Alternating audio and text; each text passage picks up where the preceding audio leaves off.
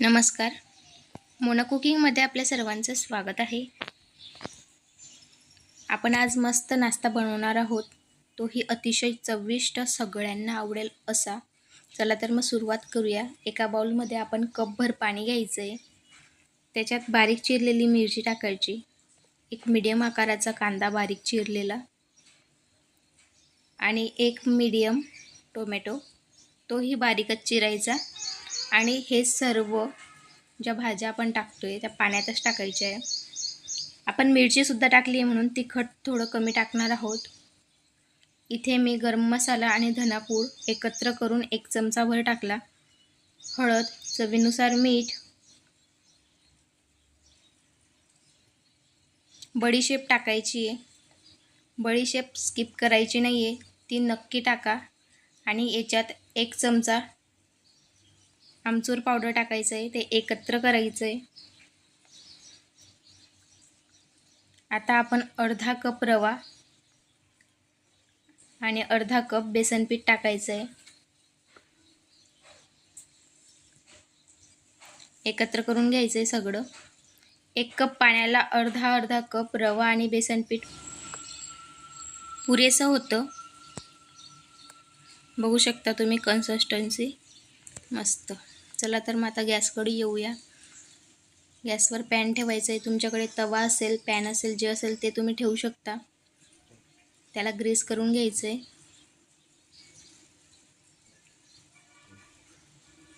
Video आवडला असेल तर लाईक, शेअर, सबस्क्राईब करा. बेल आयकॉन प्रेस करा, जेणेकरून अशाच पद्धतीने सगळे व्हिडिओ तुमच्यापर्यंत पोहोचत राहतील. तव्यावर बॅटर टाकायचं आहे चमचा भरून. बघू शकता तुम्ही मस्त बॅटर इकडे तिकडे जात नाही आहे, व्यवस्थित सगळं झालेलं आहे. हे प्रमाण अतिशय अचूक आहे.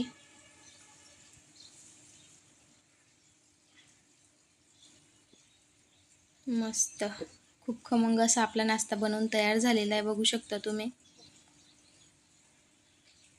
दोघं बाजूने अलटून पलटून आपल्याला भाजून घ्यायचं आहे.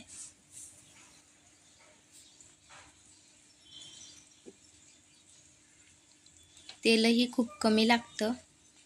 आता दुसरा नाश्ताही तसाच बनवायचा आहे. त्याच्यात थोडासा बदल करणार आहोत आपण. तव्यावर तेल टाकलं आणि थोडीशी तीळसुद्धा, पांढरी तीळ टाकायची आहे. आणि पटकन बॅटर टाकायचं आहे, नाहीतर तीळ उडायला लागते तव्यावर टाकता बरोबर. तवा गरम असतो म्हणून. बॅटर व्यवस्थित करून घ्यायचं आहे गोल. मस्त गोल आकार देऊन झालेला आहे. खालची साईड होते तोपर्यंत आजूबाजूला जी तीळ पडलेली आहे ती साईडला लावून द्यायची आहे.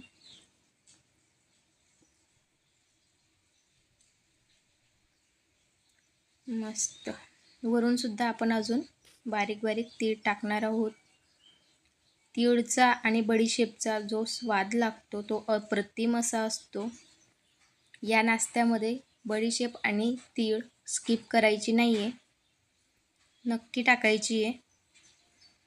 मस्त वाव. तुम्हाला जर का माझे व्हिडिओ आवडत असतील तर लाईक, शेअर, सबस्क्राईब करून द्या. बेल आयकन प्रेस करा, जेणेकरून अशाच पद्धतीने सगळे व्हिडिओ तुमच्यापर्यंत पोहोचत राहतील. मस्त अशाच पद्धतीने आपल्याला सगळा नाश्ता बनवून घ्यायचा आहे.